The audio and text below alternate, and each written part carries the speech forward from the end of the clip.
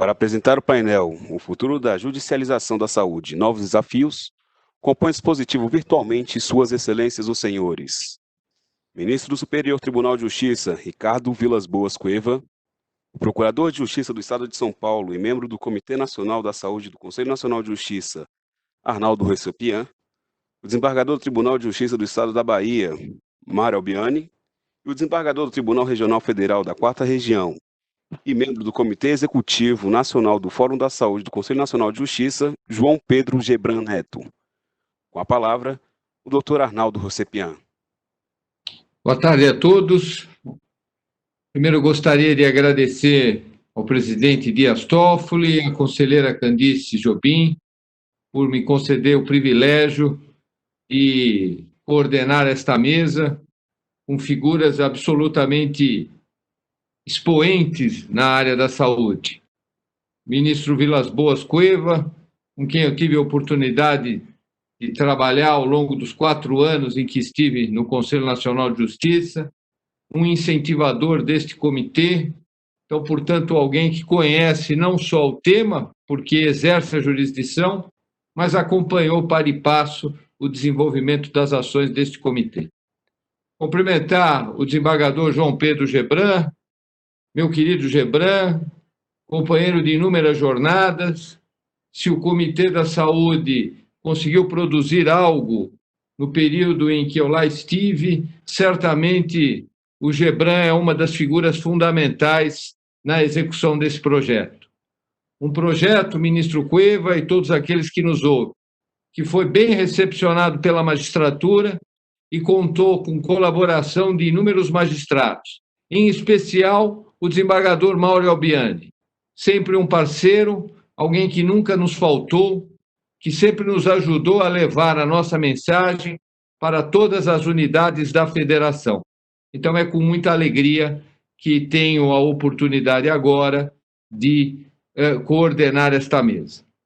Aqueles que nos assistem pela rede de internet, eu queria apenas orientar que as perguntas serão lançadas no chat, que orienta esta apresentação, e me apresso a saudar todos os magistrados do Brasil que estão conectados conosco neste momento, dizer da minha alegria em, mais uma vez, poder estar junto com os senhores participando desse evento de uma questão tão cara, que é a questão da saúde para a população brasileira. Eu vou começar de acordo com o que me foi passado pelo cerimonial, apresentando o desembargador João Pedro Gebran, que é quem fará a primeira apresentação, e o desembargador Pedro Gebran falará sobre o papel do CNJ na judicialização da saúde, perspectivas para o futuro. O desembargador Pedro Gebran fará a sua apresentação, as perguntas serão lançadas no chat, para que depois possam ser respondidas. Rapidamente, embora do conhecimento de todos ali, os atributos intelectuais e de carreira do desembargador João Pedro Gebran, ele é graduado em Direito pela Faculdade de Direito de Curitiba, com habilitação na área de Direito Penal. Pós-graduado em Ciências Penais e Processo Penal pela Universidade Federal do Paraná, mestre em Direito Constitucional no curso de pós-graduação da Universidade do Paraná também. Ele é doutor honoris causa em Saúde pela Faculdade Santa Casa de Misericórdia de Vitória do Espírito Santo, coordenador do Comitê Executivo do Estado do Paraná do Fórum da Saúde CNJ de 2010 a 2013, membro do Comitê Executivo Nacional do Fórum da Saúde do CNJ, pelo menos desde a sua fundação, se a minha memória não me trai aqui, e coordenador científico do Congresso Brasileiro Médico e Jurídico, que se realiza invariavelmente lá na cidade de Vitória. Cumprimentando a todos, passo rapidamente a palavra para o desembargador João Pedro Gebran para a sua apresentação. Muito obrigado. Muito obrigado, conselheiro Arnaldo Rossepian. Estar entre amigos é sempre uma alegria e, por isso, espero que todos compreendam que as suas exortações iniciais são muito mais frutos da nossa amizade do que de qualquer mérito que eventualmente eu tive, especialmente ao tempo da sua magnífica gestão como conselheiro e coordenador do Fórum Nacional de Saúde. O senhor era apenas mais um tijolo dentro dessa obra que foi edificada ao longo desses 4 anos. Queria saudar o ministro Ricardo Cueva, a quem tenho a honra de estar dividindo essa apresentação e oportunidade que tenho de aprender uma vez mais com o ministro. Saudar o meu dileto amigo Mário Albiani Júnior, que há anos já estamos à frente dos debates da saúde aqui no Brasil e constantemente trocamos ideias sobre os mais diferentes aspectos, sabendo que esses projetos todos não se subsumem a um único estado, mas se subsumem a todo o território nacional. E essa é a beleza que eu vejo no Fórum Nacional de Saúde e nos nossos comitês. Ele integra o Brasil, integra a todos e, principalmente, integra pessoas que têm diferentes pontos de vista, de diferentes lugares do país e também de diferentes especialidades. São gestores, são médicos, são advogados, procuradores, juízes, enfim. É tão eclético que faz com que todos nós, num evento que nem esse, por mais conhecedor de alguns aspectos do direito ou do direito à saúde, sairemos com certeza muito mais ricos, porque temos apresentações e exposições sobre essas singularidades dos diversos ramos. Eu preparei uma apresentação, só que eu não estou conseguindo compartilhar o conteúdo, doutor Arnaldo. Não está habilitada para mim a tela de compartilhamento. Eu pedia para que a organização me habilitasse. Eu peço ao cerimonial e à retaguarda que está aqui nos assessorando que tentem, por gentileza, auxiliar o desembargador Gebran no compartilhamento da tela. É possível? Ok, doutor Arnaldo, estamos providenciando agora a habilitação. Só um minuto. Pois não. Então, pedimos àqueles que nos assistem um instante. São as questões aí que estamos nos habituando aí a funcionar no mundo virtual da maneira mais efetiva possível.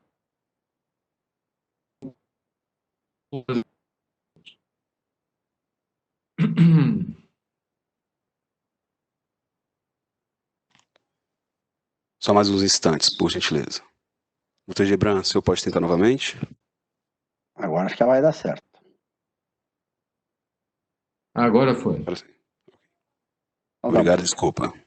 Não, imagine, eu agradeço aí a colaboração e a gentileza de todos ao esperarem essa falha. Pois bem, então eu gostaria de dividir algumas angústias com os senhores e começaria falando do cenário da judicialização da saúde ou da desjudicialização, trazendo aqui a primeira fala, uma música do Gabriel Pensador, onde ele exorta, me arranja um leito aí, e logo em seguida ele diz, eu exijo ao menos um veterinário. Essa é uma situação dramática de muitas pessoas que querem um atendimento. E, infelizmente, dentro de uma certa realidade, nós temos um atendimento que as pessoas não querem um atendimento excelente, não querem um atendimento ótimo, como diz o Gabriel Pensador, eles querem um atendimento que consiga dar o mínimo de conforto e orientação para suas angústias. E isso acontece num cenário de escassez, no cenário onde nós temos notório de subfinanciamento da saúde, são diversos os motivos, não cabe aqui nós discorrermos sobre eles, mas constatar que o que há é escassez de recursos. E essa escassez pode ser absoluta ou relativa, pode ser escassez econômica, como eu fiz referência, mas pode ser escassez de infraestrutura, desde falta de pessoal, como também a falta de hospitais ou de leitos, a falta de dispositivos ou de medicamentos. Isso, no tempo de pandemia, nos chama bastante atenção, porque nós estamos, mais do que falando de discursos, coisas que há muitos anos a gente já tratava, conselheiro Arnaldo, nós estamos vendo agora com a realidade essa escassez presente, onde não há ventiladores, não há UTIs suficientes para atender a todos em tempo e modo. E essa dificuldade, com essa escassez absoluta, ou seja, quando nós não temos o bem da vida pretendido, gera uma primeira questão sobre a competência para tomar decisão. E quando nós temos ali um médico que tem que fazer escolha de paciente que deve ir para ventilação artificial ou para ser internado no UTI, nós temos uma competência técnica. Essa não é uma competência jurídica, não é uma competência administrativa, é uma competência de alguém que vai fazer a escolha naquele momento, escolha essa que ele tem nenhum ou poucos critérios para tomar decisão. Quando nós temos uma escassez relativa, ou seja, há bens da vida, mas eles não são suficientes, essa competência já passa a ser político-administrativa. E cito como exemplo a questão da vacinação, onde são feitas campanhas e são escolhidos grupos de pessoas para os quais vão receber a vacina da gripe, por exemplo. Talvez em breve, espero, nós tenhamos que esse cenário de escassez relativa, vamos ter vacina para a Covid-19 e primeiro nós vamos escolher quem são as pessoas que vão receber a vacina. Não teremos vacina para 230 milhões de brasileiros num primeiro momento. Teremos alguns lotes de vacina, provavelmente vamos fazer critérios de seleção parecidos com aqueles da vacinação da gripe, escolhendo profissionais da saúde em primeiro lugar, que são as pessoas que podem salvar as vidas de outras pessoas, depois idosos, depois quem tem comorbidades, enfim. E essa é uma competência político-administrativa. E essas noções que eu resgatei das minhas primeiras falas sobre saúde são fundamentais nesse tempo e são fundamentais para compreender em que papel se insere o Poder Judiciário. O Poder Judiciário é esse, conforme levanta o CNJ, tem mais de 2 milhões de ações, 2 milhões e 200 mil ações, a Justiça em Números trouxe, de direito à saúde em tramitação em 2009 no país. Com certeza em 2019, com certeza em 2020 nós temos mais ações. Ao lado deste fenômeno da judicialização, ainda tratando de números, nossos números de ontem, atualizado pelo site do CONAS, nós temos mais de 1 milhão de brasileiros infectados com Covid, mais de 50 mil mortes de brasileiros. Ou seja, são dados que impactam a judicialização e que impactam e causam em todos nós um sentimento de tristeza, de indignação e de lamento, porque nós estamos perdendo vidas e vidas essas que são absolutamente preciosas para todos nós e principalmente para as pessoas que são próximas às pessoas que perderam. Não são números, são seres humanos. Pois bem, esse contexto que fiz inicial me leva aos passos seguintes da minha apresentação. O passado da judicialização. Nós tínhamos uma judicialização no início, começou com da saúde, começou com os primeiros pedidos judiciais de medicamentos para tratamento de HIV e AIDS. A lógica era como se não houvesse amanhã. Era uma lógica onde fundada na esperança, fundada na empatia, uma lógica onde o Poder Judiciário acreditava que poderia fomentar políticas públicas, de modo que as políticas públicas fossem suficientes e os recursos suficientes para atender todos aqueles que vinham às portas do Poder Judiciário.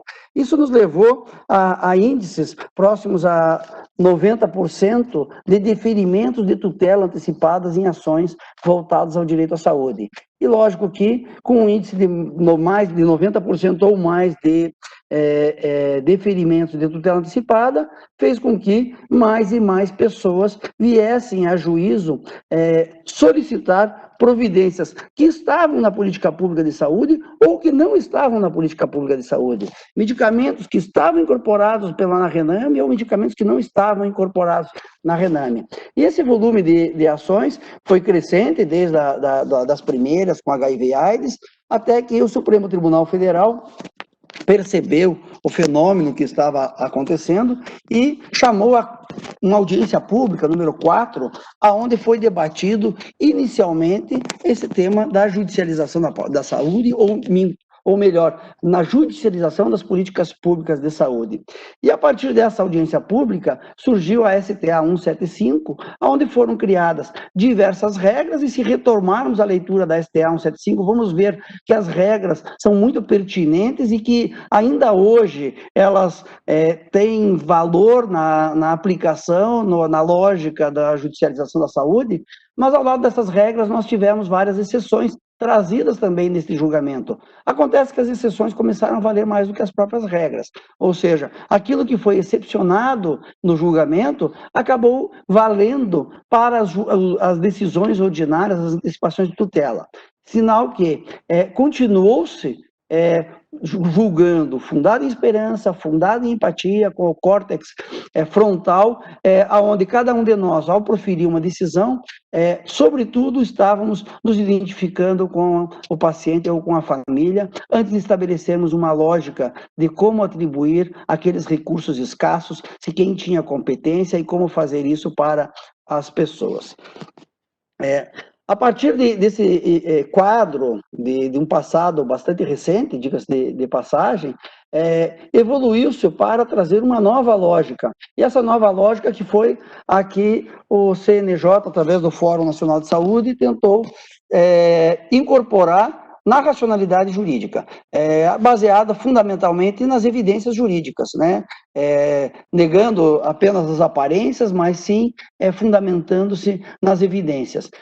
Com isso, nós desenvolvemos ferramentas a partir de protocolos clínicos e diretrizes terapêuticas. Medicina baseada em evidência passou a ser um conceito bastante comum para nós todos. A lei, através do artigo 19Q, a lei 80, incorporou na lei 8080 a medicina baseada em evidência como núcleo fundamental para a incorporação de tecnologia no sistema público de saúde. Ali fala-se em eficácia, em efetividade, em eficiência e em custo-efetividade. E esses são um resumo, uma síntese, uma definição analítica de medicina baseada em evidência. São esses os elementos que a integram.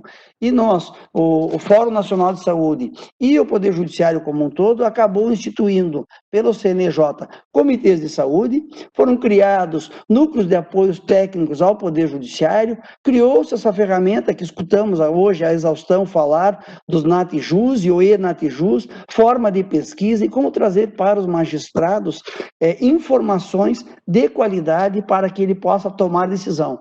Longe, e isso o conselheiro Arnaldo deixou sempre muito claro, a conselheira Candice sempre enfatiza, longe de nós querermos dizer como o magistrado deve decidir, mas oferecer ferramentas para que ele possa tomar a melhor decisão, para que ele compreenda a complexidade daquilo que está sendo objeto de indagação e as várias vertentes que isso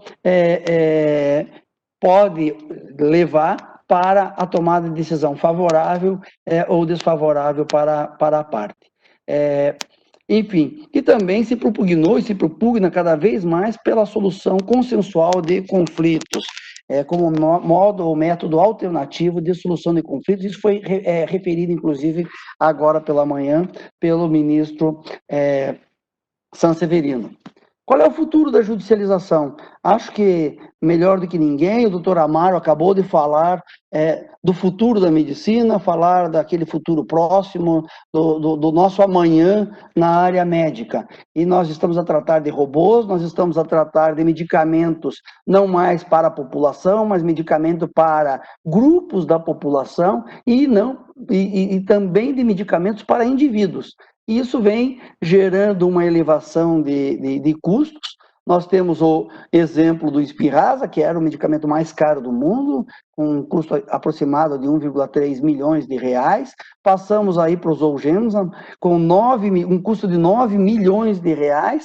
São ambos para o mesmo tipo de doença, mas veja que de uma geração, se é possível dizer assim, de medicamento para a geração seguinte, embora os dois quase sejam da mesma geração, mas um é mais eficaz que o outro, nós já temos uma multiplicação aí de mais de 6 vezes no valor desse custo.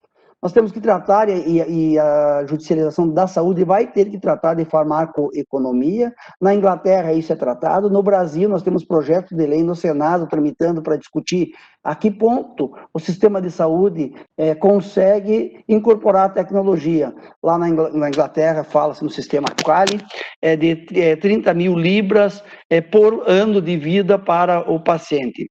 Esse é o máximo que eles incorporam e nós no Brasil vamos precisar começar a fazer contas, porque nós somos péssimos em fazer contas e acabamos concedendo ou incorporando valores absolutamente aleatórios e não sabemos se o orçamento comporta disponibilizar esse tratamento para todos que deles necessitem na mesma condição daquele indivíduo que ingressou com a ação. Nós não podemos mais pensar exclusivamente na concessão do bem da vida para A ou para B, nós temos que pensar se a concessão desse bem da vida pode ser dado para todos que estejam naquela mesma condição. O doutor Amaro falou hoje em remédios a partir do projeto Genoma, remédios personalizados, fala-se hoje em robôs por meio de DNA que vai transportar o remédio para o ponto específico do corpo humano e até mesmo em remédios impressos na farmácia e customizados para cada paciente. Os custos serão estratosféricos e nós vamos ter que lidar com isso. Essa é a judicialização do futuro e não do futuro distante. Pois bem, nós temos alguns critérios para tomada de decisão. O primeiro critério nosso, obviamente, é a lei que começa pela Lei 8080, que estabelece um quadro do sistema público de saúde, a legislação específica para a saúde suplementar, e também a Lei de Introdução às Normas do Direito Brasileiro, a nossa LINDB, que no artigo 21 fala em consequências jurídicas e administrativas, e também que a decisão tem que ter uma solução proporcional e equânime. E é exatamente isso que eu falava há pouco para os senhores, em pensar que essa decisão tem que ser aplicada para todos. O Supremo Tribunal Federal tem duas decisões, também foram tratadas hoje pela manhã pela ministra Suzete, ambas as teses não publicadas ainda, mas julgadas em repercussão geral. A primeira delas diz respeito ao registro da Anvisa e cria algumas exceções. A segunda delas sobre medicamentos para doenças raras e de alto custo não registrados, também referido pela ministra Suzete. E, por fim, o STJ, no tema 106, também trouxe critérios para tomar decisões pelos magistrados, esse sim já com o tema fixado, com o tema 106 do Superior Tribunal de Justiça. Tentando unir passado, presente e futuro, né? Como trazendo uma música antiga da Rita Lee, me cansei de lero-lero, eu quero mais saúde. Eu acho que esse é o novo divisor de águas que nós, do Conselho Nacional de Justiça, ao lado de todas as dificuldades que essa medicina do futuro vai trazer, a complexidade, ao lado dos desafios que a Covid vem trazendo e mostrando para todos os brasileiros os nossos déficits de infraestrutura, a nossa dificuldade para atendimento dos 230 milhões de brasileiros que dependem fundamentalmente talvez da maior conquista da Constituição Federal de 1988, que é o Sistema Único de Saúde.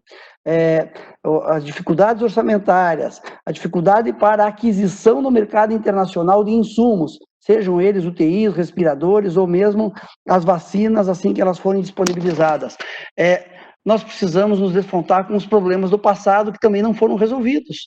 Nós ainda temos filas, acho que o colega Ramiro foi muito feliz ao dizer que filas enormes no atendimento, nós temos uma parcela da população que depende exclusivamente do SUS e que não conseguem acesso a tempo e modo adequados a medicamentos, a tratamentos, a consultas com especialistas, algo que costumo dizer que com 300 ou 500 reais a pessoa consegue adquirir no mercado, e nós estamos tratando de uma judicialização de 9 milhões de reais para um medicamento e estamos negando, às vezes, uma atenção primária ou secundária que seria obtida com 300 reais por qualquer indivíduo, que é uma consulta com um médico especialista. E tem filas de 10 anos, o Ramiro tem razão quando fala que nós temos filas de 10 anos. E essa é a realidade, e este é o problema, são as fronteiras que unem passado, presente e futuro da judicialização da saúde. Nós vamos ter que discutir qual é o tempo razoável de fila de espera, e a conselheira Candice falou do próximo projeto do CNJ, que ela já fez encaminhar e que está numa fase de elaboração da pesquisa Nós temos que ver quais são os procedimentos que estão estrangulados no atendimento por região no país, por macro-região ou pelas capitais, enfim, nós vamos ter que iniciar por algumas localidades, e o Brasil é muito grande, nós temos diferentes realidades. Nós precisamos de transparência nas filas, nós precisamos de saber em que posição cada pessoa está, ainda que a fila não seja atendida de modo absolutamente ordinário, porque as necessidades, as comorbidades podem fazer a modificação da linha de atendimento, não apenas cronológica, mas nós precisamos saber qual é a posição que a pessoa está na fila, e alguns estados já têm essa informação e muitos não têm. Compra centralizada de medicamentos para baratear os custos, enfim, são várias questões que se avizinham. E algumas reflexões que eu gostaria de deixar a todos. No cenário de escassez, nós temos que pensar qual é o papel do Poder Judiciário na formulação das políticas públicas. Parece que cada questão dessa que eu aponto, a Covid lançou esse desafio recentemente. A quem compete a tomar a decisão, se é o ente federal, ao ente estadual e ao ente municipal. Se pode o Poder Judiciário determinar o fechamento de locais ou de atividades as quais o poder público não determinou o fechamento, agora em pandemia, ou, ao contrário, o Poder Judiciário liberar aquilo que o poder público determinou que não for atividade que não fosse, estivesse à disposição neste momento de isolamento social. Se é possível fomentar a inclusão ou a concessão de novas tecnologias por via judicial. Se é possível impor aos entes federados obrigação diversa daquelas que se comprometeu. A judicialização do presente será suportada diante das novas tecnologias e elevados custos. O uso da racionalidade do presente dará respostas adequadas para as questões do futuro? Essas são questões que me atormentam e eu imagino que devem atormentar todos os colegas. E nós precisamos pensar séria e profundamente sobre esses temas, porque nós temos que pensar, auxiliar para que o SUS seja cada vez maior, cada vez melhor, cada vez mais efetivo para 230 milhões de brasileiros. Algumas linhas que imagino que possam auxiliar nessas reflexões, nós precisamos aumentar e melhorar a saúde da família, precisamos fazer os atendimentos com a expansão do programa Médicos para o Brasil, programas de transparência através de sites, unificação do sistema de saúde, me parece uma coisa absolutamente fora de contexto. Hoje nós temos reuniões online, sessões de julgamento do Supremo Tribunal Federal, do STJ, de todos os tribunais online, e nós não temos cadastro de pacientes no Sistema Único de Saúde integral, onde as pessoas comuniquem o exame, o procedimento e a consulta que fez no município para o município ao lado. Isso está completamente dissociado hoje no Brasil. É fundamental que tenha a integralização de todas essas informações para um atendimento adequado. Precisamos pensar em ações coletivas, ações individuais, elas fazem o bem para o indivíduo, fazem o bem para a família do indivíduo, mas elas não fazem bem para o sistema de saúde como um todo. E as listas precisam, tanto de políticas públicas quanto de medicamentos, precisam ser atualizadas e cumpridas. Se o medicamento está prometido, ele tem que ser entregue. Isso é uma obrigação do gestor e isso está na política pública de saúde e me parece que isso é um direito individual de cada um dos brasileiros. Muito mais do que o medicamento que não está no procedimento, muito mais do que o medicamento que não está no rol ou o procedimento que não está no rol. Aquilo que está no rol tem que ser entregue a tempo e modo. O ministro Toffoli falou agora, no dia 16 de junho, com propriedade, que não cabe ao Poder Judiciário definir quais as atividades devem ou não funcionar. Não se mostra admissível que uma decisão judicial, por melhor que seja a intenção do seu prolator, venha a substituir os critérios da administração pública. Nós estamos a tratar de escolhas trágicas dos gestores, escolhas trágicas feitas pelos médicos do leito para ver quem ingressa ou quem não ingressa numa UTI.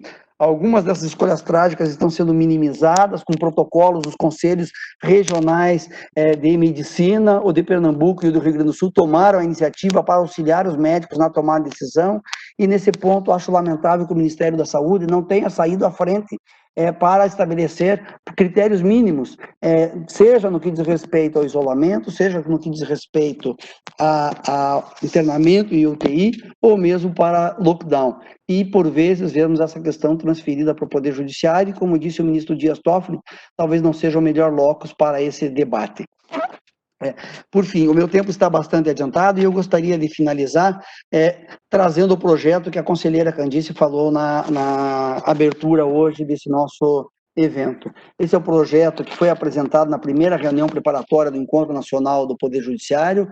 Vai ser realizado um grande mapeamento desses gargalos que fiz referência, principalmente no que diz respeito à atenção primária e à atenção secundária. A nossa preocupação é com a melhoria da qualidade do SUS. Nós não queremos ser, dentro desse projeto, substituir-nos ao administrador, mas darmos as mãos aos administradores, junto com os comitês estaduais de saúde, para verificar os maiores problemas e os caminhos possíveis para solucionar esses gargalos e esses problemas. Faremos um diagnóstico e também vamos fomentar melhorias. Fomentar como? Com esses métodos alternativos à solução de litígios, como a conciliação, a mediação, a solução pela via do debate e diálogo interinstitucional. Isso está sendo gestado pela conselheira Candice e pelos membros do Fórum Nacional de Saúde. Acredito que em breve teremos notícias muito positivas sobre a pesquisa e também sobre os passos seguintes que daremos com esses dados que vão ser levantados a nível nacional, até que estabeleçamos um plano nacional uniforme, mas que será customizado em cada uma das localidades, seja nas macro-regiões, nas capitais, ou nas unidades que vierem a fazer parte desse projeto inicial. É um projeto que não leva 1 ano, não leva 2 anos, é um projeto, imagino eu, para muitos anos, mas é um projeto que já deveria estar sendo objeto de preocupação desde 1988, quando criou-se um Sistema Único de Saúde. E agora o Poder Judiciário é chamado a intervir, a participar nessa gestão e na solução de todos esses problemas. Eu gostaria de me despedir com as palavras, hoje falou-se muito em poesia, da poeta Cora Coralina, que disse: desistir, eu já pensei seriamente nisso, mas nunca me levei realmente a sério. É que tem mais chão nos meus olhos do que cansaço nas minhas pernas, mais esperança nos meus passos do que tristeza dos meus ombros, e mais estrada no meu coração do que medo da minha cabeça. Espero que todos os senhores saiam com esperança e com vontade de fazer muitas das ideias que estão sendo debatidas hoje serem levadas adiante, para que a gente possa entregar saúde cada vez mais e melhor para a população brasileira. Muito obrigado.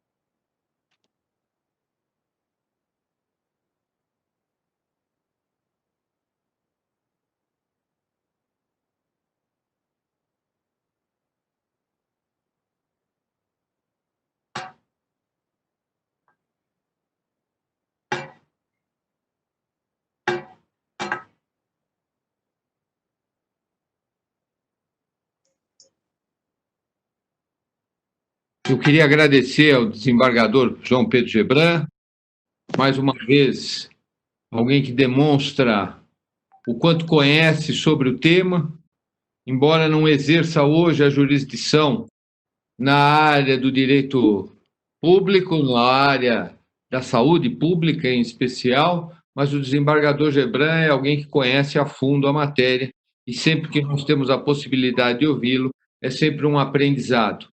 E a fala final do desembargador Gebran é absolutamente pertinente, pois nesse momento de angústia que nós vivemos, diante da pandemia da Covid-19, a resiliência e a fé seguramente farão com que nós não desistamos de buscar um país melhor, um mundo mais solidário e exercitando, sobretudo, um dos sentimentos mais caros, que é a tal da alteridade, sobretudo quando tratamos de uma área da saúde pública que cuida diretamente do interesse da população brasileira.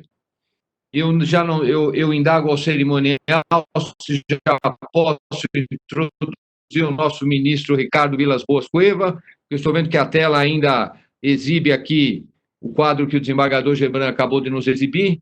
Peço apenas essa orientação cerimonial para que possa dar continuidade aqui e trazer o nosso ministro Vilas Boas Cueva para fazer a sua apresentação. O cerimonial me ouve? Sim, doutor Arnaldo, já estamos retirando. Pois não. Então, eu vou aqui pedir licença a todos para fazer aqui a apresentação, e absolutamente desnecessária, porque todos conhecem o ministro Ricardo Vilas Boas Cueva, ministro do nosso egrégio Superior Tribunal de Justiça desde 2011, ministro Vilas Boas Cueva, graduado na Faculdade de Direito, na nossa casa, ministro, a Faculdade de Direito do Lago de São Francisco, a sua casa, a minha casa de origem. Ele é mestre em Direito pela Harvard Law School, é doutor em Direito pela Universidade de Frankfurt, foi advogado militante, procurador do Estado de São Paulo, procurador da Fazenda Nacional e integrou o Conselho de Administração de Defesa Econômica, o CAD. Ministro Vilas Boas Cueva, como disse aqui, é um parceiro, sempre demonstrou interesse e se envolveu nas ações do comitê. Resgato aqui, ministro, a sua participação ano passado, quando deliberamos os últimos enunciados, e o senhor, juntamente com o ministro Sanseverino e o ministro Paulo Moura, coordenaram aquele trabalho que deu frutos, que hoje ali orienta a magistratura nacional, e algumas delas puderam orientar, inclusive, mercê da generosidade do senhor, alguns julgados do Superior Tribunal de Justiça. O ministro Vilas Boas Cueva falará da judicialização da saúde pós-pandemia, e eu, com muita alegria, passo a palavra ao ministro Vilas Boas Cueva para as suas considerações, para a sua explanação. Prazer em revê-lo aqui, ministro. Prazer é meu. Boa tarde a todos. Eu cumprimento inicialmente o conselheiro, né, posso chamá-lo assim, o ex-conselheiro Arnaldo Rossetian, que é um amigo e teve um papel decisivo na estruturação desse papel importantíssimo que o CNJ tem nessa questão da saúde, tanto da saúde pública como a saúde suplementar e a judicialização da saúde. Nós vimos hoje que, nas exposições, tanto da ministra Suzete, como do ministro Sanseverino, como agora do desembargador Gebran, que o CNJ é o elemento-chave para que a gente desfaça esse novelo tão complexo. Cumprimento também o desembargador Gebran, o amigo com o qual já tive a oportunidade de participar de vários eventos sobre saúde suplementar. É sempre um prazer ouvi-lo e aprender com ele. Ele fez uma magnífica exposição agora. Saúdo o desembargador Mário Obiani. Cumprimento a conselheira Candice Galvão Jobim pela iniciativa. Eu acompanhei, pelo menos de manhã, agora à tarde eu tive uma sessão no Conselho da Justiça Federal, não pude assistir o painel anterior a esse, mas de manhã eu acompanhei e realmente fiquei encantado com as exposições, e agora também com a exposição muito completa do desembargador Gebran. Depois desse nível de exposição, fica difícil falar qualquer coisa, né? Mas tentarei fazer algumas reflexões sobre o que possa acontecer com a judicialização da saúde no futuro da pós-pandemia, que para nós é um futuro sempre cada vez mais distante, lamentavelmente, no Brasil. Nós não temos a menor ideia de quando será o famoso pico da curva, né? Mas, de alguma maneira, eu acho que o desembargador Gebran ele já levantou as principais questões que se colocarão no futuro. Claro, existem algumas questões mais complexas, como a questão do aumento exponencial de custos graças à biomedicina.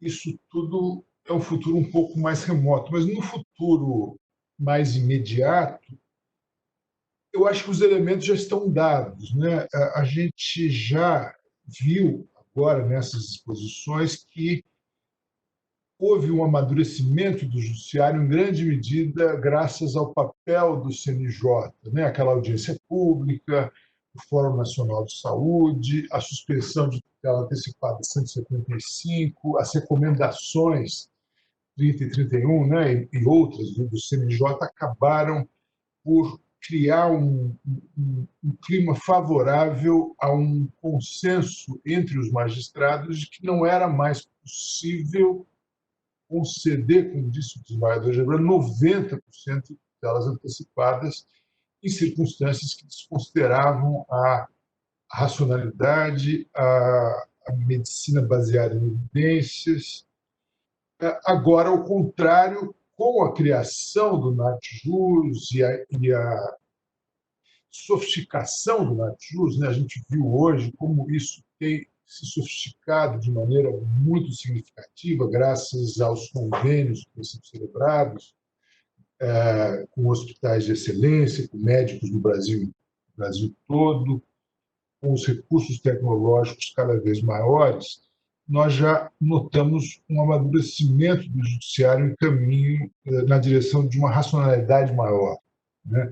Essa racionalidade se verifica também, sob certo sentido, numa autocontenção judicial, né? Se naquele primeiro momento do desembargador Gebran, nós, magistrados como um todo, nos guiávamos, como ele bem usou, pelo córtex frontal e mais ligados à emoção daquilo, hoje já somos capazes de vislumbrar o problema sob o ponto de vista de uma escassez objetiva. Não é possível dar tudo a todos. Não há um sistema de saúde no mundo que seja capaz de garantir a todos o mesmo nível de atendimento e a mesma quantidade de medicamentos, sobretudo esses medicamentos de altíssimo valor.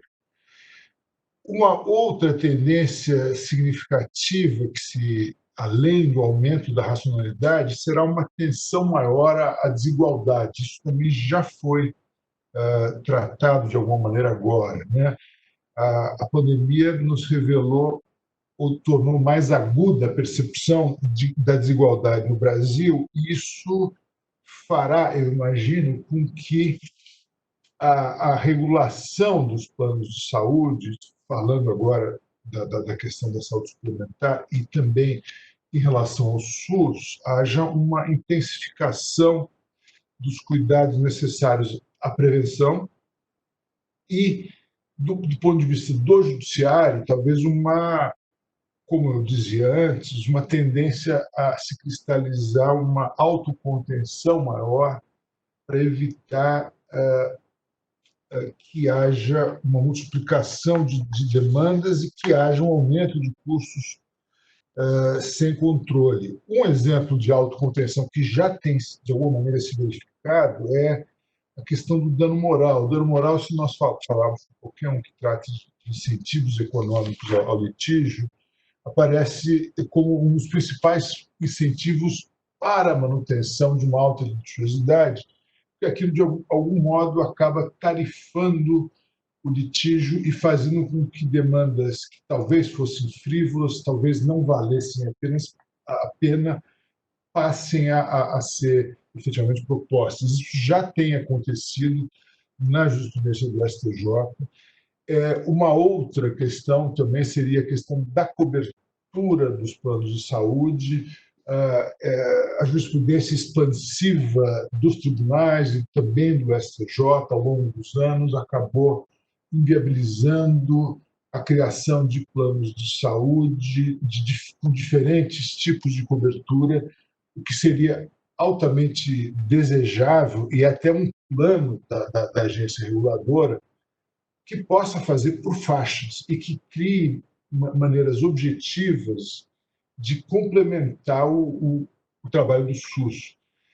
Talvez o judiciário tenha que dar um novo passo em breve para que isso possa acontecer de maneira significativa e que, na área de saúde suplementar, possamos ter, então, planos com diversas faixas de cobertura e que sejam efetivamente financiáveis tanto pelas empresas e que a população em massa possa aderir num nível muito maior do que se tem hoje. O ministro Sanseverino, hoje de manhã, fez um quadro bem completo da população que tem a cobertura de planos de saúde, sejam individuais, sejam coletivos. Esse número tem diminuído. É preciso que se estimule, ao mesmo tempo, obviamente, o fortalecimento do SUS e também o fortalecimento da saúde suplementar, que devem andar lado a lado.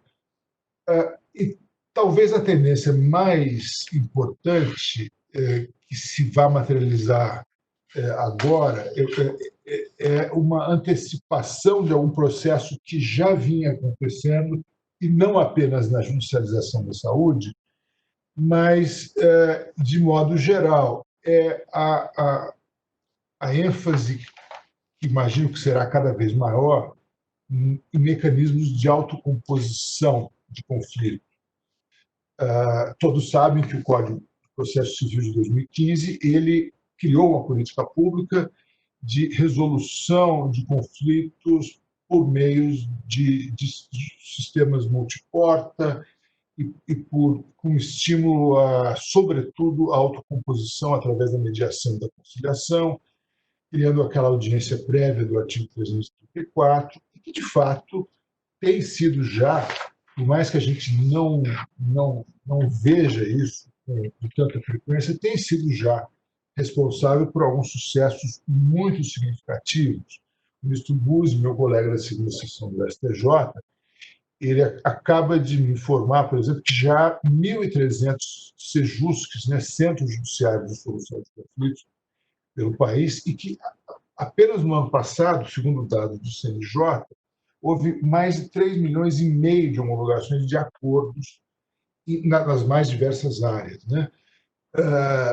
O ideal é que haja pelo menos um CEJUSC em cada comarca do Brasil. Ainda estamos longe disso, mas essa é uma marca que precisamos atingir.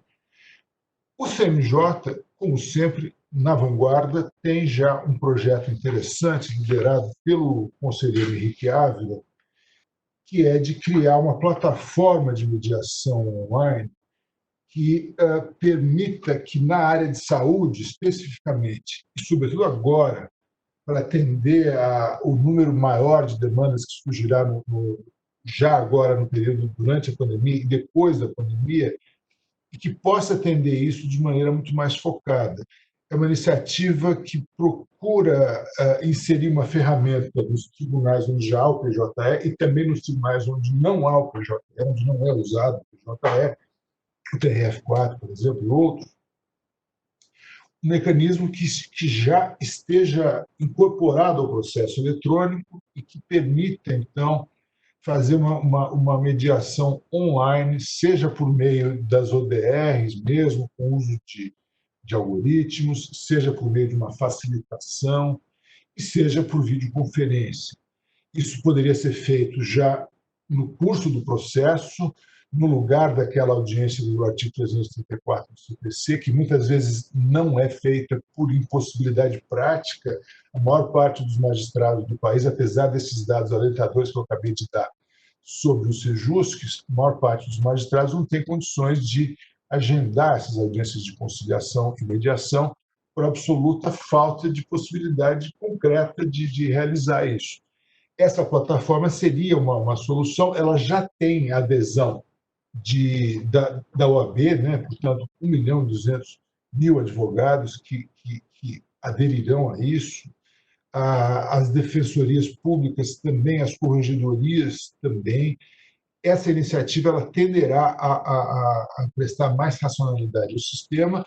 Nós já temos alguns projetos muito importantes também que têm tudo para rapidamente serem colocados em prática. Eu destaco um projeto lá do Tribunal de Justiça do Rio de Janeiro, em conjunto com a Fundação Getúlio Vargas, de criação de um centro especializado de solução de litígios da saúde suplementar, que é muito interessante, porque ele parte da ideia de que é necessário, antes de tudo, antes de qualquer coisa, usar as plataformas eletrônicas, as online dispute resolution, né? A reclamação do consumidor seria apresentada num sistema online, antes de qualquer coisa, que seria disponível em caráter multiplataforma. Haveria uma negociação direta com o próprio sistema. O sistema, então, teria algum algoritmo que permitiria já responder algumas questões preliminares e fazer uma triagem inicial. Passo seguinte, haveria uma negociação com representantes da empresa, e depois, caso essa negociação não se revelasse frutífera, uma mediação online, um mediador cadastrado pelo Tribunal de Justiça.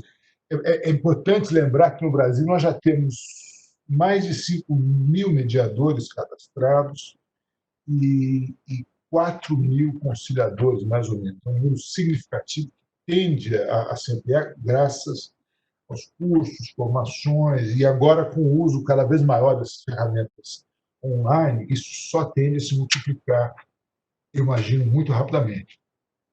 Numa segunda fase, se nada disso desse certo, esse projeto de um centro especializado para a saúde suplementar no Rio de Janeiro prevê o quê? Um atendimento presencial, que pode se dar tanto por um profissional da saúde ou por mediação presencial. E só, então, se falhar então, essa segunda fase, é que se passaria a judicialização propriamente dita e de maneira coordenada com o setor dos planos de saúde, haveria um apoio material para a realização desse centro e um pacto de não petendo por parte das empresas de plano de saúde, que deixariam de impugnar os pedidos de tutela de urgência ou de evidência, e com isso permitiriam uma fluidez maior. Eu adicionaria que talvez se devesse já, desde logo, pensar nos contratos de planos de saúde, adicionar, é claro que isso vai ser alvo de muita controvérsia, mas adicionar alguns mecanismos de negócios jurídicos processuais, aqueles dos artigos 190 e 191 do Código de Processo Civil, que permitissem, é claro, sendo o contrário da adesão, desde que o consumidor concordasse, com a criação de mecanismos mais acelerados de judicialização, se isso chegar a se judicializar. É interessante notar que esse projeto do Rio, por exemplo, ele está em linha com algumas tentativas que já se fazem na Europa. Eu trago um exemplo da Inglaterra. Existe um autor muito importante chamado Richard Susskind, que é conselheiro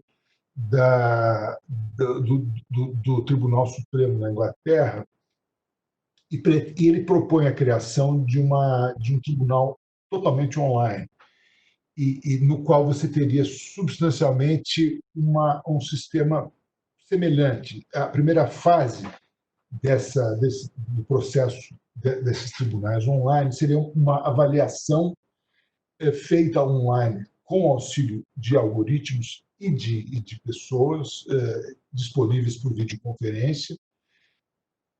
Se isso não desse certo, se essa triagem não desse certo, que informaria o consumidor de seus direitos, da possibilidade de sucesso da sua pretensão, aí se passaria a uma facilitação também online ainda, que também combinaria, mais uma vez, algoritmos e videoconferência com magistrados, e, se nada disso desse certo, haveria, então, juízes online, um procedimento eletrônico estruturado inteiramente sob novas bases, com videoconferência também. Claro que os custos seriam muito menores, o acesso à justiça seria ampliado, e nós teríamos uma maneira mais eficaz de resolução desse tipo de conflito.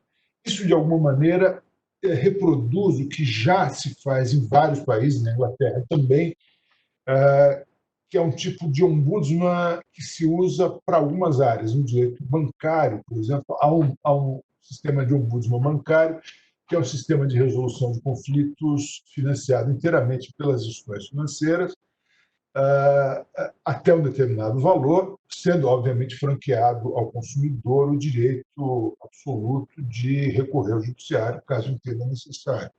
Mas isso tem feito com que o judiciário deixe de desempenhar um papel que muitas vezes tem sido ingloriamente desempenhado pelo judiciário, que é o papel de um serviço de atendimento ao consumidor. A míngua de normas regulatórias que imponham uma atuação mais firme das empresas do setor de saúde suplementar, por exemplo, de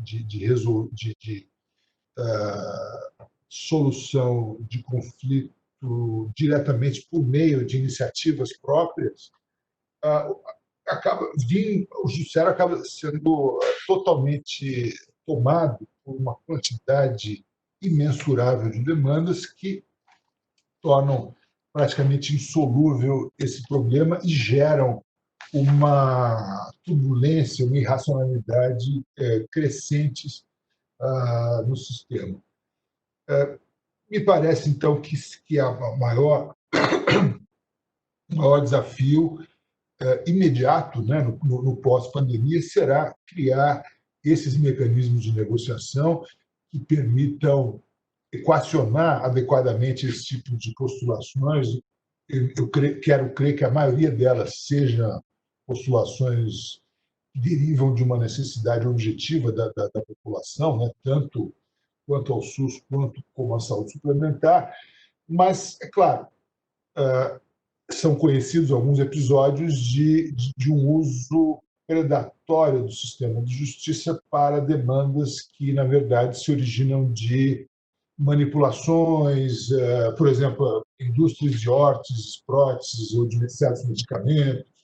Então, para isso, mais uma vez, eu acho que a tecnologia terá um papel central com o uso de robozinhos, de instrumentos de inteligência artificial, como já tem sido feito para alguns tribunais, o Tribunal de Justiça de São Paulo e outros, serão capazes de identificar grupos de demandas, seja pelo profissional da saúde, seja pelo advogado, seja pelo tema, que revelem uma tendência e que possam ser alvo de uma solução comum ou que possam ser alvo de alguma investigação que adequada pelo Ministério Público, que evite a propositura em massa dessas demandas. Uma outra questão de mais longo alcance, mas que já começa a ter repercussão também no Brasil, se é para tratarmos de cenários do futuro, é a questão dos wearables, né? Isso já foi mencionado no painel anterior. Todos esses reloginhos, telefones, implementos eletrônicos que são usados cotidianamente, eles terão um papel muito grande na prevenção de doenças e no monitoramento de pandemias, né? Nós já começamos a ter aqui no Brasil alguns estados, São Paulo, por exemplo, que usam os celulares para monitorar o desenvolvimento da pandemia, ajudar o combate dessa pandemia, que, dizem os infectologistas, se tornará um problema mais recorrente no futuro, né? Na Europa já há alguns sistemas em andamento, normalmente em caráter voluntário. Isso levanta uma questão interessante, em que medida nós temos que sopesar os valores em jogo.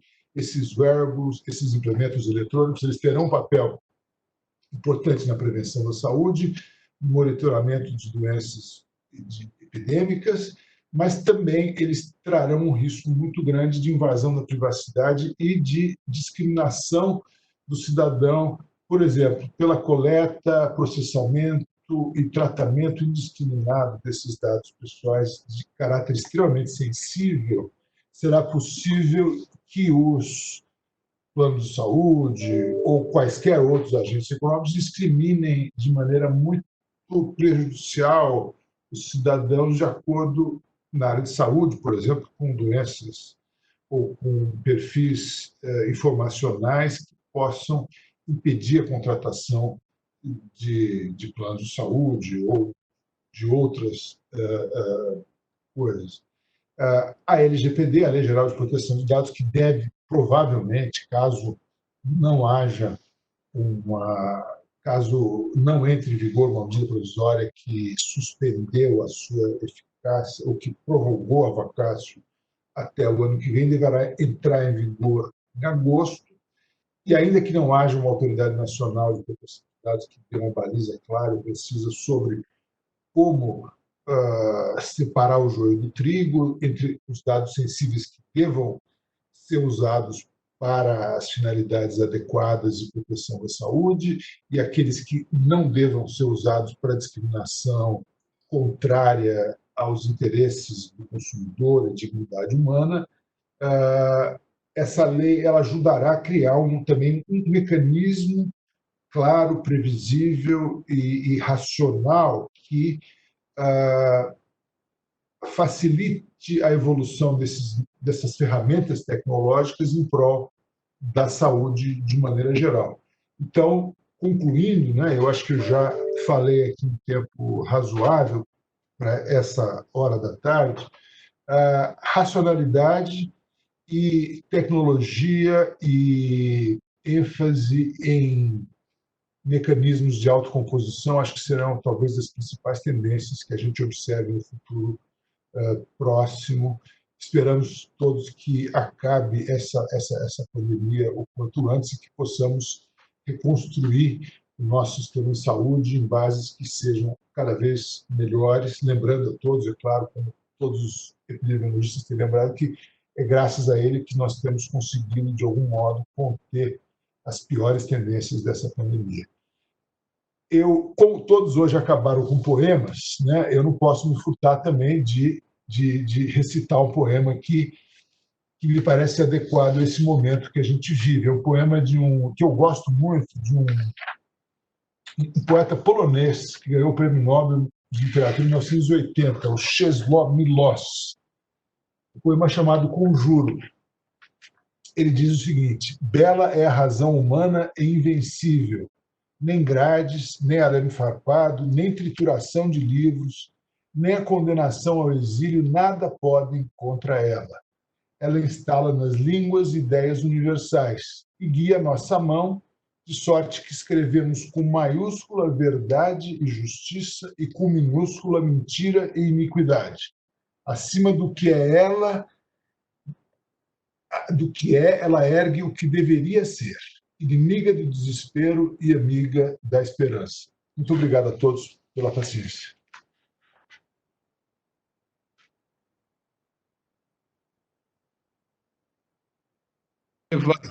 O ministro traz aí uma visão sobre o que deve vir por aí, ao término dessa pandemia, e na certeza, ministro Cueva, que as suas palavras e as suas propostas pedem verdadeiramente uma sinergia de todas essas ferramentas que estão à disposição do Poder Judiciário para a busca da solução dos conflitos fora do exercício da jurisdição. E os comitês de saúde, que o senhor tanto nos ajuda na implementação e no fortalecimento, e que agora é uma pauta da conselheira Candice Jobim, certamente vai ao encontro deste horizonte mais esperançoso que o senhor aí nos mostra e que seguramente nós acreditamos que é possível chegarmos lá.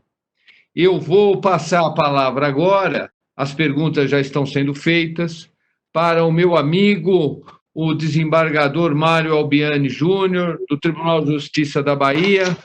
Desembargador Mário Albiani, que dirige o Comitê Estadual da Saúde no Estado da Bahia, e é um dos comitês, e sem medo de errar, está aqui o Gebran, que acompanha isso de perto, é um dos comitês que servem de exemplo para as demais unidades da federação.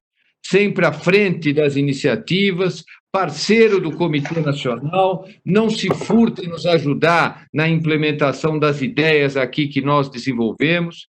Então, é uma alegria poder ter aqui o desembargador Mário Albiani para fazer a mediação destas duas brilhantes palestras.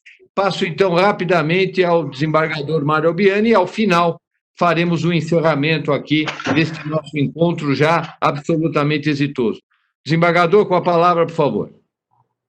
É uma satisfação muito grande poder participar desse evento.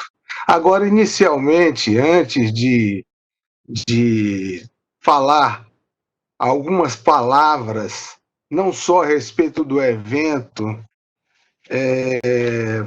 da iniciativa, que é extremamente louvável, saber, diante do horário, 18 horas e 11 minutos, nós temos aqui duas perguntas que foram lançadas. Se a gente pode, até quando a gente pode se estender para permitir que não atrapalhe ou canse a todos? Peço que o cerimonial responda aqui para nós qual é o horário de encerramento. Porque já passou as 18 horas e eu queria ter uma ideia a respeito... Norte do nosso cerimonial. Quanto tempo eu teria para para tentar resumir algumas questões que foram levantadas. Desembargador, a nossa previsão de encerramento era para as 18 horas. Então vamos fazer meia hora. Então, vou para que fazer uma coisa caminhemos. rápida, não é? O Que presidente meia hora, resolve. eu acho que se encerrarmos 18h40 no máximo, está adequado. Vamos lá. O presidente decide. Vamos lá, então. Vamos lá. Eu, inicialmente, agradeço a generosidade de todos de me permitir participar desse evento extremamente valioso para todos nós, para toda a magistratura do país e também para todos os gestores e pessoas ligadas, envolvidas na judicialização da saúde, os demais operadores do direito. E, inicialmente, eu devo louvar a iniciativa do Conselho Nacional de Justiça, na pessoa do seu presidente, o ministro do Supremo Tribunal Federal, o ministro Dias Toffoli, da supervisora do Comitê Nacional de Saúde, a nossa querida doutora Candice Lavocati Jobim, também falar de forma mais específica sobre o meu querido presidente desta mesa, doutor Arnaldo Rossepian, companheiro de inúmeras lutas, que conseguiu implementar diversas tecnologias no âmbito do Conselho Nacional de Justiça, na parte que reza sobre a judicialização da saúde. Ele estimulou, fomentou o ENATJUS em todos os estados e implementou o ENATJUS nacional. Agradeço essa oportunidade de poder participar desse evento e parabenizando aos conferencistas, ao meu querido amigo João Pedro Gebran, companheiro dessas lutas também de comitê, e também ao eminente ministro Ricardo Vilas Boas Cueva.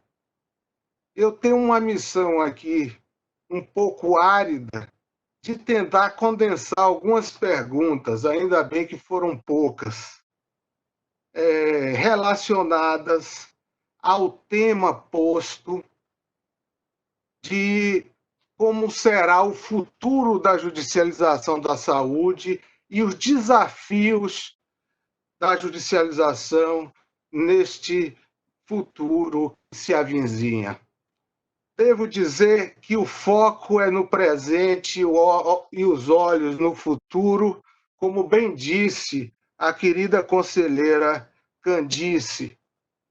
E digo que esse futuro da judicialização tem um nexo, um liame bem estreito com um novo papel do Poder Judiciário e da magistratura na sociedade.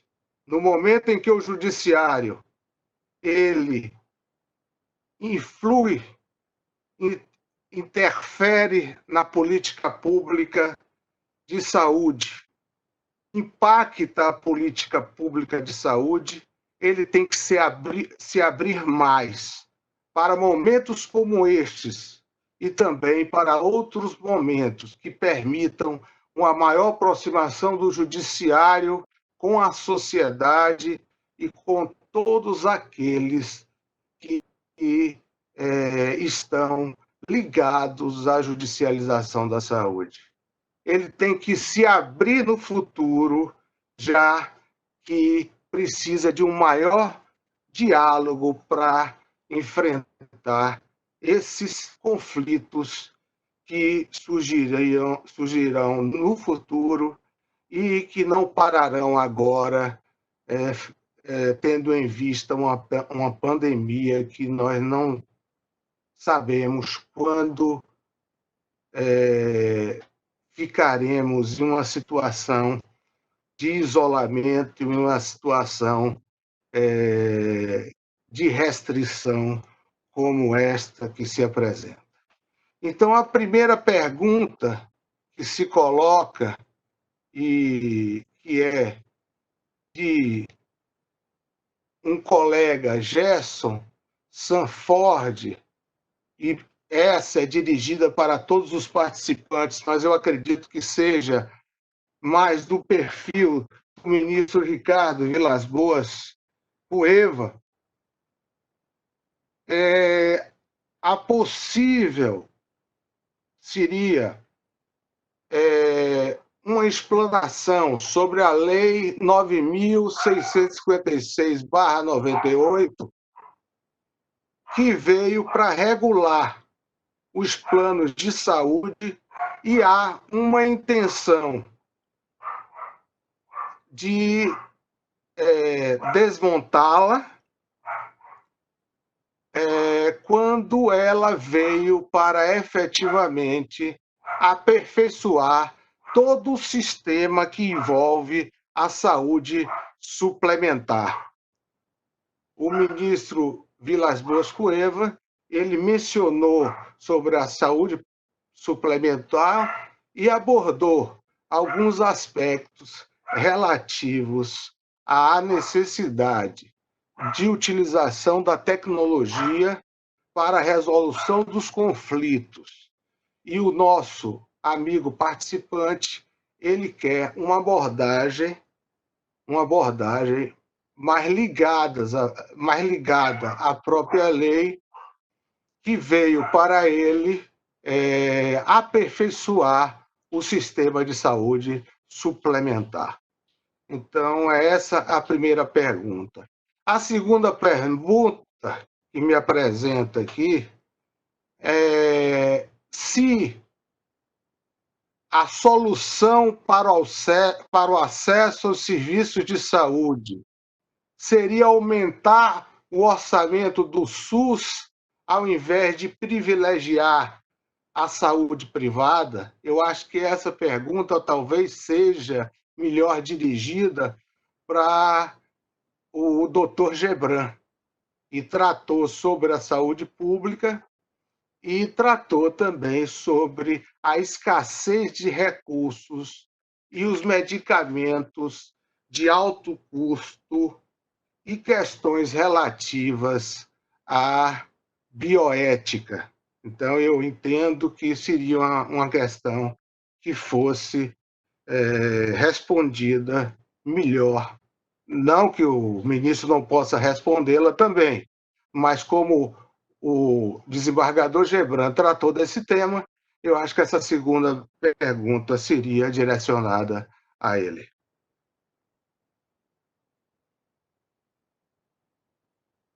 Eu, então, passo primeiro a palavra ao presidente da mesa para que direcione os trabalhos. Ao querido Arnaldo. Não, a palavra já está entregue ao desembargador Gebran e, na sequência, ao ministro Ricardo Cueva. Não vejo razão, acho que os dois podem tratar das duas indagações de uma maneira ampla, seguramente será um brinde para todos nós. Por favor, ministro, desembargador. Bom, conselheiro, senhor ministro, me permite, já que me foi entregue a palavra para falar antes, e assim nós teremos um grande finale com o ministro, eu vou me ater ao que me cabe, não vou avançar ali sobre a saúde suplementar e os planos de saúde, e tratar sobre a questão orçamentária. Apenas para referir que a pergunta é aquelas perguntas que valem ouro. Essa é uma daquelas perguntas que a solução perpassa por toda a complexidade que é um país que, como se disse hoje, é a 8ª economia do mundo, mas que tem uma população gigantesca de 230 milhões de habitantes. Como é que ele faz para distribuir essa riqueza de modo harmônico?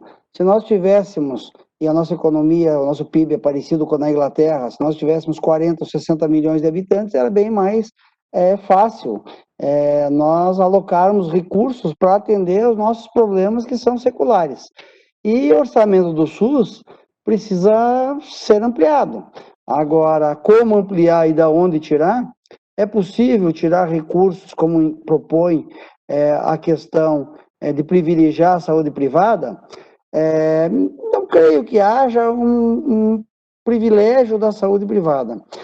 Até acho que é uma coexistência absolutamente necessária, porque é na saúde suplementar que nós temos hoje o local onde são comprados serviços que a saúde pública necessita. Nem sempre é possível a saúde pública contratar e ter ao seu dispor todos os médicos, especialistas, os mais qualificados, e nós temos todos eles no Brasil, os equipamentos mais modernos, os hospitais mais modernos. Então, muitas vezes é a saúde pública que custeia, mas é a saúde privada quem dá início, quem leva a inovação tecnológica para a população. Essa coexistência me parece bastante salutar e cabe ao Estado brasileiro, sim, promover o equilíbrio, né? Drenando mais recursos efetivamente para a saúde pública, até porque ela atende muito mais brasileiros, ela precisa ter um incremento de orçamento, mas também valorizar aquilo que a saúde suplementar faz, que é trazer novidade, trazer inovação, trazer equipamentos, investir em infraestrutura. A grande maioria de hospitais são hospitais ou beneficentes ou hospitais privados no país. Enfim, nós precisamos trabalhar com essa dualidade de público e privado e chegarmos ao equilíbrio entre os recursos de cada um deles. É como eu vejo o sistema de saúde do Brasil.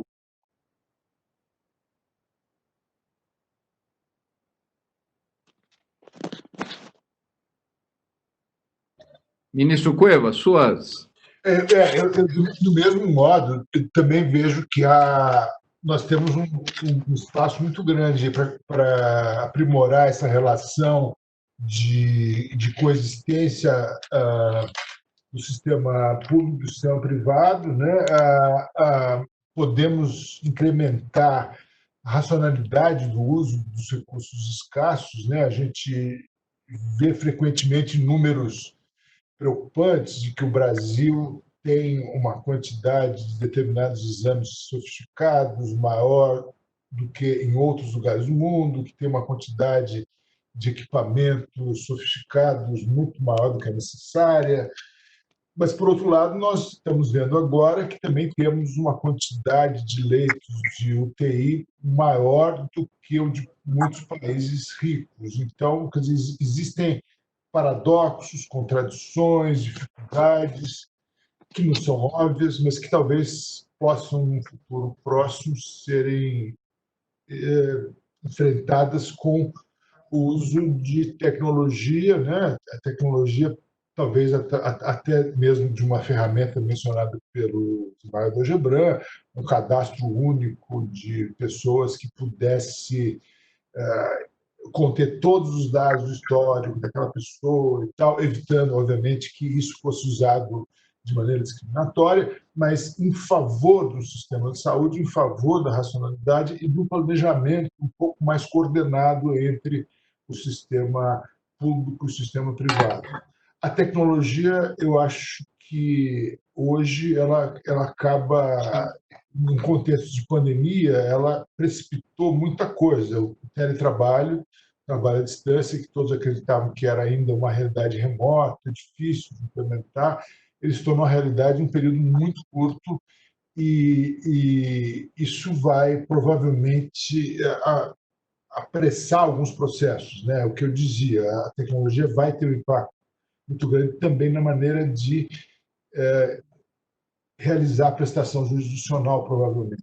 Já faz as sessões deliberativas por videoconferência, a gente provavelmente vai ter um desenvolvimento cada vez maior de algoritmos que sejam úteis em plataformas online de resolução de conflitos. A gente vai provavelmente perder a inibição de usar as ferramentas da inteligência artificial para auxiliar a prestação jurisdicional, não substituir ela, mas para auxiliar.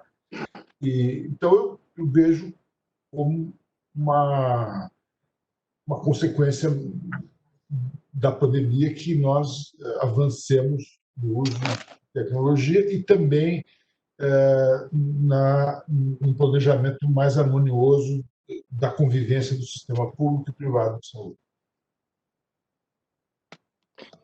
Mas o horário já avança, mas eu faria, e aqui ousando, eu perguntaria objetivamente ao desembargador Gebran e ao ministro Cueva: o judiciário está no caminho certo, ministro? O judiciário está no caminho certo, desembargador Gebran? Avançamos?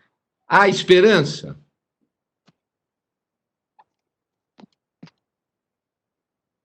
Eu acho que nós estamos aprendendo, sabe, conselheiro Arnaldo? O judiciário vem, ao longo desse tempo, mudando, novos desafios que não são exclusivamente nacionais. Me parece que no Brasil os desafios são ainda maiores. Nós temos uma Constituição cidadã que abriu as portas do judiciário para todo tipo de questionamento, nós estamos tratando aqui de um tema que até antes de 88 e depois de 88 jamais ousaríamos pensar que estaríamos tratando aqui de elevada tecnologia médica e o judiciário desempenhando um papel fundamental nesse tema. O judiciário aprende e avança com seus muitos acertos e com alguns erros no meio do caminho, no que diz respeito ao tema judicialização da saúde. E me parece que, dos vários acertos, eu acho que é muito importante nós louvarmos os acertos e não nos centrarmos nos erros, né? Dos muitos acertos, foi a criação do Fórum Nacional de Saúde, que possibilitou nós qualificarmos o debate num tema extremamente sensível, que, ao final e ao cabo, é o direito à vida e o direito à saúde de cada uma das pessoas. E é isso que nós, Poder Judiciário, temos que entregar da melhor forma para a sociedade brasileira. Essa é a minha visão acerca de toda a judicialização da saúde. Tem vários pontos que eu gostaria que avançasse mais, mas nós fazemos os avanços possíveis. E me parece que, na medida do possível, se fizéssemos um grande quadro, caminhamos na direção certa. Ministro Cueva, só para encerrar aqui esse nosso encontro. Do mesmo modo, eu também vejo com otimismo a evolução do judiciário. É um problema mundial, né? Esse debate sobre o protagonismo judicial, o ativismo judicial, não se limita ao Brasil. Nós temos cometido muitos erros, né? Como disse o desembargador Gebran, mas também temos procurado acertar muito.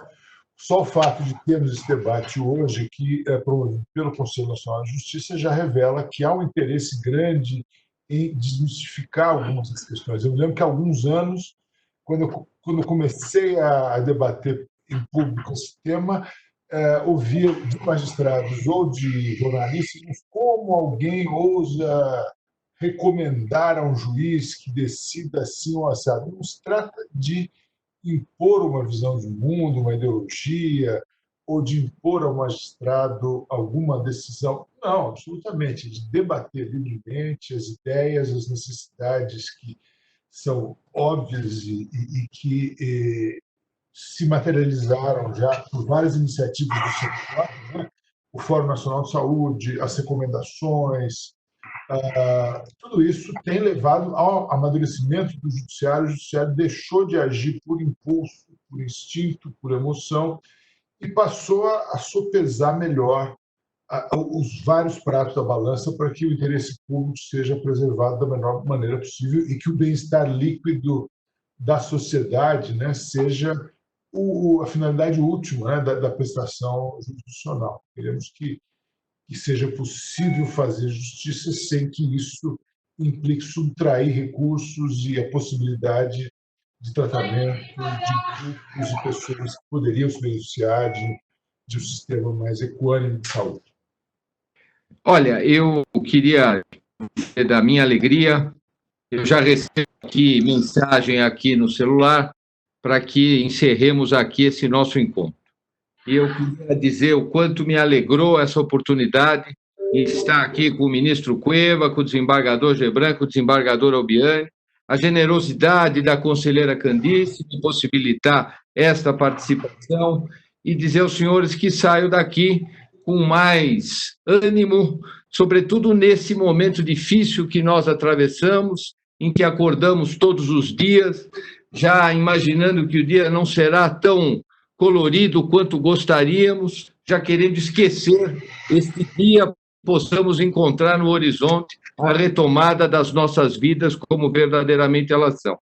E eu quero, então, portanto, agradecer, e uma vez que todos encerraram aqui com poemas, eu não tenho a cultura humanística do ministro Cueva, tampouco do desembargador Gebran, a poesia que flui com naturalidade do desembargador Albiani, que vem ali da Bahia, terra de poetas, mas eu vou aqui resgatar, nesse momento de tamanha angústia, de tamanha aflição, alguém que, para mim, é um poeta aí de Brasília, que fez uma canção em 1986, que é o Renato Russo, da Legião Urbana, em que ele dizia: todos os dias, quando acordo, não tenho mais o tempo que passou, mas tenho muito tempo, tenho todo o tempo do mundo. E que possamos usar o nosso tempo para o melhor do Brasil e que o judiciário possa verdadeiramente ser o último refúgio de esperança da população brasileira. Muito obrigado. Está encerrada essa palestra, está encerrada essa mesa.